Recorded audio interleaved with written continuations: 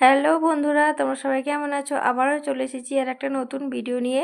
আজকে একটা চলে এসেছি রেসিপি ভিডিও নিয়ে। সাধারণত আমি কোথাও গেলে কোথাও সেই সব ভিডিও দিয়ে থাকি, রেসিপি ভিডিও মাঝে সাঝে দিই। আজকে বানাচ্ছিলাম হচ্ছে কেক, চকলেট কেক, তাই ভাবলাম এটাও তোমাদের সাথে শেয়ার করি। তাই আজকে চকলেট কেকটা বানালাম বলে সেটাই তোমাদের সাথে শেয়ার করছি। দেখো যে কেকটা আমরা বানিয়েছি কত সুন্দর হয়েছে, দেখতেও যতটা সুন্দর হয়েছে এটা খেতেও কিন্তু ঠিক ততটাই সুন্দর হয়েছে। তবে চকলেট কেকে বাদাম দেয় না, আমি কেকে বাদাম পছন্দ করি তাই ওতে বাদাম দিয়েছি। এই যে দেখ কেকটা কত সুন্দর হয়েছে, বাড়িতে বানিয়ে এইভাবে খেতে পারো। দোকানের থেকে বাড়িতে বলবো তো বাড়ির চকলেট কেক বেশি টেস্ট হয়, আমার তো তাই লাগে। আমার ছেলে আমার হাতে বানানো যে কোনো কেকই খুব ভালো পছন্দ করে, চকলেট কেকটা তো অবশ্যই। আর চলো কেকটা এবার বানাই। প্রথমে নিয়ে নিচ্ছি একটা বড় পাত্র, তার মধ্যে নিয়ে নিচ্ছি 3টে ডিম। মোটামুটি আমি 2 কাপ ময়দা দিয়ে আমি কেকটা বানাবো, তাই সেই হিসাবে আমি নিয়ে নিচ্ছি 3টে ডিম। আর আরও বেশি ময়দা দিলে তাহলে ডিমের পরিমাণও তখন 3টে জায়গায় 4টে হতে পারে, 5টা হতে পারে, যতটা কেকের পরিমাণ হিসেবে ডিমের ভাগটা হবে। একটুখানি সাদা অংশ ভিতরে পড়ে গেছে, সেটাই আমি ভালো করে তুলে দিচ্ছি। 3টে ডিম দিয়েছি, দিয়ে এবার দিয়ে দিচ্ছি হচ্ছে 1 কাপ আমি চিনির গুঁড়ো। চিনিটাকে আমি আগে মিক্সিতে গ্রাইন্ড করে নিয়েছি। অবশ্যই এতে মিক্স করা মানে গ্রাইন্ড করা চিনি দিতে হবে, গোটা চিনি দিলে হবে না, তাহলে ভালোভাবে চিনিটা মিক্স হবে না। আমি হ্যান্ড ব্লেন্ডারের সাহায্যে আগে চিনি আর ডিমটাকে ভালোভাবে ফেটিয়ে নিচ্ছি।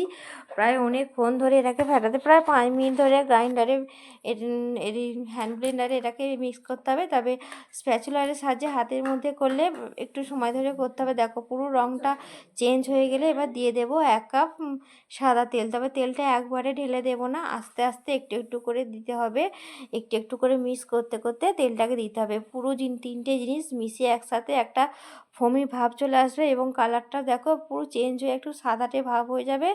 আর 3টে জিনিস একসাথে মিশে একটু ফুলেও যাবে, বেশ একটা ফোম ফোম ভাব হবে।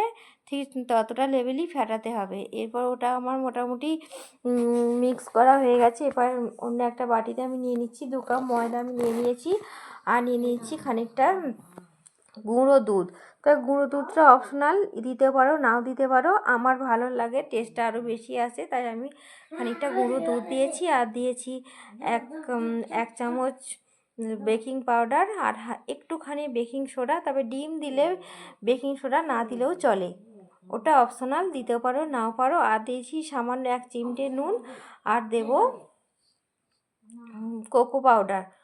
যেহেতু এটা চকলেট কেক হচ্ছে তাই আমি 2 কাপ ময়দার দিয়ে আমি চকলেট কেকটা বানাবো, তাই হাফ কাপ মতো আমি কোকো পাউডার 3টেকে একসাথে মিশিয়ে চেলে নিয়েছি।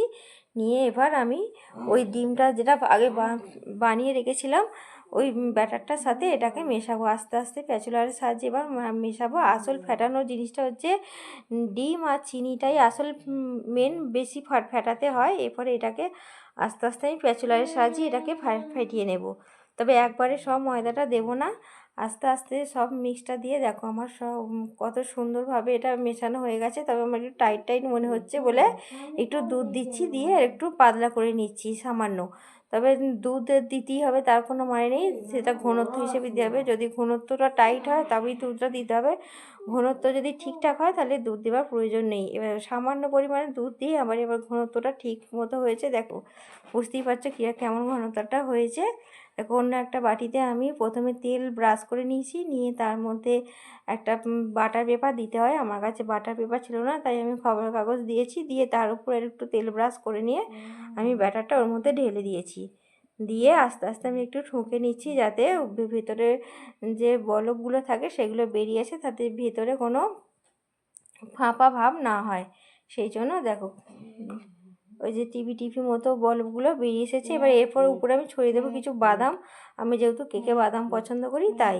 দেখো এখানে গ্যাস ওভেনে আমি একটা প্রেশার কুকারের মধ্যে খানিকক্ষণ আগে বালি দিয়ে বসিয়ে রেখেছিলাম, সেটা ফ্রি হিট হয়ে গেছে, বেশ গরম হয়ে গেছে। আমি ওটাকে এবার বসিয়ে দিচ্ছি। আর দেখো প্রেশার কুকারটা কিন্তু আমি গার্ডারও খুলে নিয়েছি আর সিটিটাও খুলে নিয়েছি, দিয়ে এবার এটাকে হতে দেবো, ওভেনে হতে দেবো প্রায় 45-50 মিনিট মতো সময় লাগবে।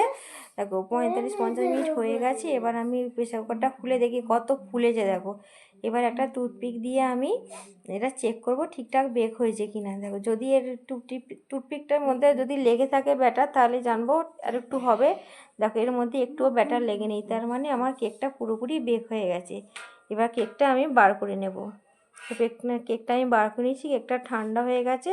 এবার আমি এটা কেটে দেখাচ্ছি কেকটা কত সুন্দর হয়েছে।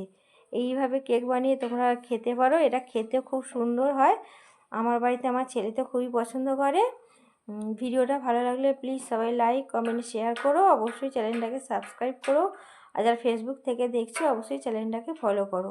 একটু তোমাদেরকে ভালোভাবে দেখিয়ে দিচ্ছি কতটা স্পঞ্জি হয়েছে কেকটা। দেখো কেকটা কতটা স্পঞ্জি হয়েছে।